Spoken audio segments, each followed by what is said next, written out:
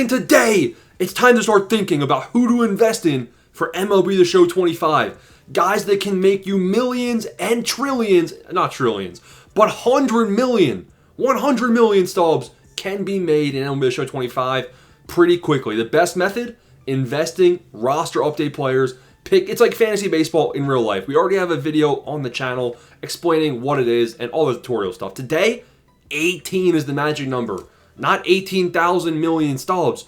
18 guys we're going to be talking about to invest in MLB The Show 25. Listen, man, go join the Discord right now. We got 3,000 people in there. Become a member. Members get all the information early and even exclusive information. You know the deal. The average member made 2 million stubs by June in 2024. In 2025, we're going to top it. Now, listen, we got 18 guys to talk about, but first, how is San Diego Studios going to reveal, assign the overall of every single player to start the game? Well, they actually do a quite interesting formula. So the way that San Diego Studios is going to assign each card their overall, they take the last 3 overalls, not the last 3 overalls necessarily, but they calculate based on the player's previous 3 seasons. So it'd be 24, 23, 22, and they place a heavier emphasis on 2024. So if you had a guy that was really good in 2024, but not as good the past 2 years, he's going to get dragged down in overall a little bit. In addition, the opposite, if you had a guy who's good in 22 and 23 and a down year in 24, he potentially could have a bit higher of an overall than you might expect. Now, the last 22 and 2023, those last 2 years, they're not as heavily emphasized. Same thing with the playoffs. Guys that got big boosts due to playoff performances, that's not going to be as important either, factoring into their new MLB 25 overall. Enough said. Let's get into the first name of 2025. Now listen, the way I chose these names, these are guys that I think will have lower than they should be overalls. Now, probably around March 6th is my guess, when we'll actually get a live series rating reveal for all these players, and we'll actually get to see what their assigned overalls are, and we'll have videos breaking that all down. Gonna be a long video, boys. Strap in. Get the pen and paper. Jeffrey Springs is here. 72 bronze. Now, Jeffrey Springs, injury bug. He had the injury bug in 2024. He also wasn't really good in 2024 either. 3.27 ERA, not bad. Only 33 innings pitched. In those 33 innings pitched, he had 37 strikeouts, 11 walks. I think he would have went gold if he had a full season in 2024. Now, since his 2024 was injury plagued, so was his 2023. He has 50 innings pitched in the last 2 years. Not good. And 2022, obviously, he was very, very good. And I think that if he's healthy, listen, he got traded to the Athletics or whatever, he's going to have a strong year on the Athletics. Look at his end card in MLB The Show 24.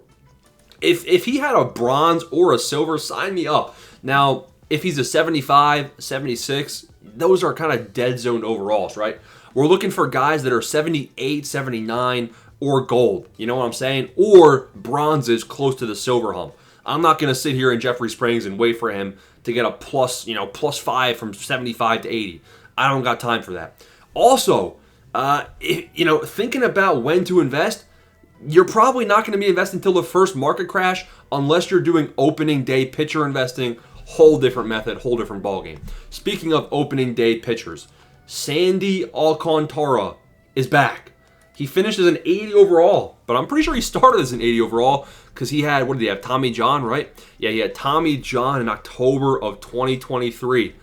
2 years later, he's back. He's back since that last time he pitched a year and a half ago. In spring training, he's throwing 99 miles per hour. Gas! Look at him. They disrespected his Ks per 9 to start out MLB 25. I'm expecting Sandy Alcantara, guys, to be in a very similar overall in MLB The Show 25 to start. He's going to be a guy where we could see high silver, low gold. Either way, the potential is there. This guy's a Cy Young candidate, and I think that he's the only bright spot on the worst team in the league.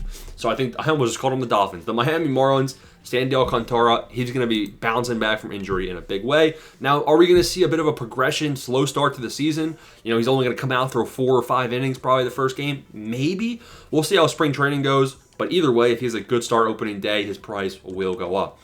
Jacob deGrom, Now, Jacob deGrom, oh, not this one. 87 overall. So he finished the year as a diamond. I wouldn't be surprised if we see Jacob deGrom actually start the year in MLB 25 as a gold. That's why he's on this list. We're not going to spend too much time on him. We all know how good he is. He only has thrown 40 innings in the last 2 seasons. The injury bug, which is why I think they should make him a gold. He's old. He's an old pitcher. He's got 2 arm surgeries in a row, back-to-back years. It's time to make him a gold, to make him earn his way higher and make me a millionaire. Investing in Jacob deGrom is a risky move for sure, especially early on, because the quicker you make stubs, then the quicker it just makes everything a lot easier, a lot better to make stubs and compound. So you want to hit on your first couple investments.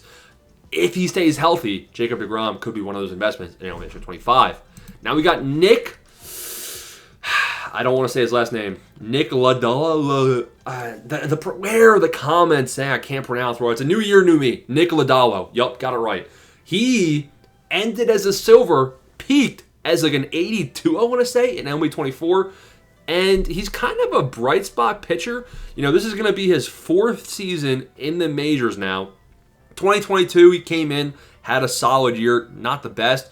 2024, big time improvement, you want to say. Again, it was kind of mediocre towards the back half. In the middle, he had a solid year. This guy can't stay healthy. That's the main thing. Nick Lodolo, I set myself up for failure saying that. But he said, personally, he said he's seeking a healthy 2025 season, and he said he's feeling stronger.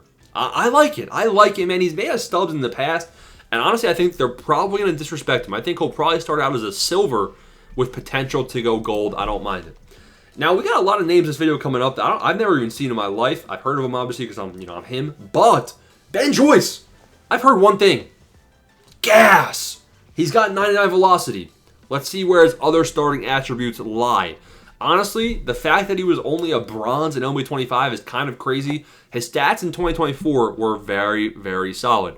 Now, in 2023, his rookie year, 10 innings pitched. I'm not seeing anything special there. In fact, he looked like trash. Last year, 35 innings pitched. He only gave up 1 home run, 26 hits. That's good. 8 earned runs. That's not bad. Opponent's batting average was pretty low, and he averaged about 1 strikeout per inning. With this velocity, I wouldn't be surprised if in year 3 we see this guy take a massive step up, the likes of Mason Miller. And I think Ben Joyce could go, low gold. And I think he's going to be starting out in the bronze territory. So this is a guy to have on your radar. Now, with that high velocity, we're going to need him to get a lot of strikeouts and keep the walks down early on in the season for him to get an upgrade. Lawrence Butler. Now, this is a guy where, honestly, he wasn't on my radar last year. He finished as a silver in spring training. He's 5 for 9 with a home run. He's batting .556. Spring training doesn't matter, but I just thought you would know. In 2023, debut year, 120 at-bats, 211, 4 homers, not the best. Last year, breakout season, especially second half, 412 at-bats. He batted .262. He had 22 homers, and this 18 stolen bases. So 2020, basically, for the homers and stolen bases. If he gets a slight boost to his fielding, maybe his speed on his card in MLB 25, look at his hitting stats. They're pretty mid. He's got silver hitting badge. And if he gets more power, more pop, Lawrence Butler could be a guy that goes gold in MLB 25. I don't mind it at all. Another young guy, Jackson Chourio. I'm pretty sure this guy was ranked like number 30. It was either number 30 or 70, somewhere around. Why did I type in Jackson? Am I trolling? This guy was ranked very high on the MLB Top 100. And I definitely put him on my radar. You can see he was an 86 overall. Yeah, this is the guy where breakout season in 2024 in his rookie year. He was a highly touted prospect, had a very good year, lived up to expectations. In 530 at-bats, he batted .275 with 21 nukes and 22 stolen bases. You can see he's got the gold defense badge too, so he's got a bit of an advantage in that. And look at his hitting stats. His power over lefty is very low. He doesn't have to do much to get an upgrade, especially considering his hitting stats will be reduced to start MLB 25. I see him starting out around 81, 82 overall, to be honest. And I think that there's a lot of room for potential, massive room for potential right there for Jackson Chourio. Am I saying his name right? Who knows? Riley Greene, young guys, man. We got a lot of young stars. You can see that guys that played well on MLB 25, like they don't necessarily give the best love to rookies unless you're Paul Skeens and dating Livy Dunn, whatever her name is. Riley Greene, He ended as an 80 overall, and people were saying he should have went higher. 24 homers, batted .262. Now, he is not a rookie. He's had 2022, 2023, and we've basically seen him improve year in and year out. In 2023, yes, his batting average was a bit higher. It was .288. He only had 380 at-bats versus 512 in 2024. And his home runs, he had 11. So the power is there. The contact is there. He's basically doing enough to be a guy that goes silver to gold right off the bat, in my opinion. Another athletic. People are saying, are the Athletics able to make the playoffs? No. Unfortunately not. Now, Brent Rooker. Don't look at the defense. It's JD Martinez. I know. He's trash. It's scary. It's a scary sight. You don't want to see it. But the hitting tells a different story, a story that I like. He batted in 2024 in his fifth season in the big leagues. Basically his second season because he hasn't done anything. 2023 had 137 at-bats. The last 3 years, before that, nothing. But in 2024, breakout year, 293 batting average, 39 homers. And he had a lot of homers in 2023 as well. He's going to have high power numbers, going to have low contact numbers. If he can slug his way to a +2 early on, we'll have to see what his starting attributes are. But I could see it. I feel like he might get dead zone. He might start out as an 82, and 82s are not the overall to invest in. But he's definitely getting an honorable mention. Keep an eye out. Logan Gilbert. He doesn't exist. Logan Gilbert made us a million trillion stubs in MLB 24. He might be able to run it back. I wouldn't be surprised if he gets this. He might start as an 84. This has 84 potential written all over it. I mean, if we look at what he did in 2024, very, very good season. The last 2 seasons prior to that were also pretty solid. This is a guy where he's a potential Cy Young candidate in 2025. If he's not a starting diamond, look for him to end up as a diamond sooner rather than later. Similar story with Garrett Crochet. Between the two of them, I honestly think both of them deserve to start around. I think Gilbert should start as a diamond. Wouldn't be surprised if Crochet gets shafted, starts at around 84. That's my prediction right there. New team. Let's see him prove it. Look at his pie chart right here. His pie chart doesn't scream diamond. Room for improvement all across the land. Also, 2024, sure, breakout season, insane. 146 innings pitched. How many strikeouts? Where's the number? Where is it? 209. Oh my God. Listen, great. The last 2 years before that, which come into account, 2022 didn't play. 2023, 12 innings pitched. We got him, ladies and gentlemen. Welcome to being a bronze Garrett Crochet. I'm just kidding. But he might not start as diamond. So I think Garrett Crochet could be a good investment.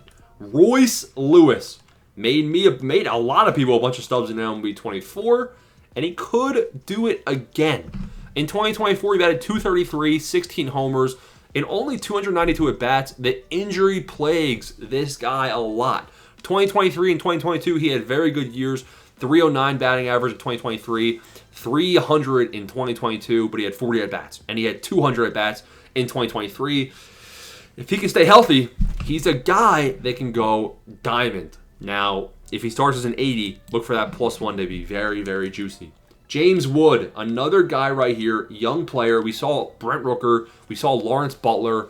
We saw Jackson Chourio. A lot of young guys that I think can get disrespected early and then earn their way up. You can see 76 overall to end this game. He could start as a bronze, and if he starts as a bronze, don't mind if I do. He batted .264 with 9 homers in his rookie year. This is a guy I'm probably going to be investing in. I'm not going to lie. Again, the Nationals. I mean, it's not like he's going to have any stress to perform well. He's on the worst team in the league. Roki Sasaki is up next. Now, he doesn't have a card, obviously, but Sasaki, he'll probably start as a gold. He'll be a guy to keep an eye on. Moving quickly over him because he's not here. Jared Jones. Jared Jones finishes an 82 overall. We saw some fluctuation in his overall. A lot of volatility. A lot of volatility throughout the 2024 season. This is a rookie. He had a rookie season in 24, and he showed a lot of potential. A lot of potential. He had 121 innings pitched. He had 132 strikeouts. There was a lot of games where he was averaging more than 1 strikeout per inning, then he came back down to earth. And 106 hits, not bad. The walk numbers are very good. Only 39 walks in 121 innings pitched. That's not shabby at all. He'll be the number 2 behind Skeens. He struck out 3 in his spring training debut. I think Jared Jones, if he's a low gold or a high silver, look for him to move right on up. And his price won't be juiced for opening day flips. It'll be a good guy to invest in for the second day of the MLB season. Orion Kerkering. The Phillies bullpen, they got rid of Hoffman. They got rid of that bum, Carlos Estevez, whatever his name is. They got rid of those two bums, and now they're heavily relying on Orion Kerkering to pick up the slack. In 2024, he 8 innings, 63 innings pitched, about 1 hit per inning, not great. Only 2 home runs. ERA was quite low, and he averaged a little bit over 1 strikeout per inning. We could see Orion Kerkering climb his way from silver to gold. I'm just scared he's probably going to start as a low silver. The final guy of the video, 18, we made it. And there's a lot more names, man. I can do a part 2. I can do just who's going to be good in the MLB. It doesn't even have to be investing, right? Comment down below what you want. Ezequiel Tovar, 80 overall, and he had a breakout year in 2024. 2024 was his best year of his career. He had a decent year in 2023, kind of similar stats. He batted .269 last year, and he had 26 home runs. So the power numbers is where this guy definitely elevated his game.